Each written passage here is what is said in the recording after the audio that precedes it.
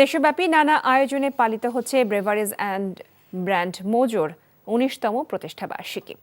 আকিজ হাউজে বর্ণাঢ্য অনুষ্ঠানের মাধ্যমে প্রতিষ্ঠাবার্ষিকীর অনুষ্ঠান শুরু হয় ১৪ই এপ্রিল।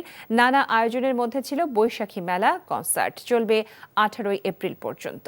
এ সময় আকিজ ফুড অ্যান্ড বেভারেজ লিমিটেডের পরিচালক সৈয়দ জহুরুল আলম সহ ঊর্ধ্বতন কর্মকর্তারা উপস্থিত ছিলেন।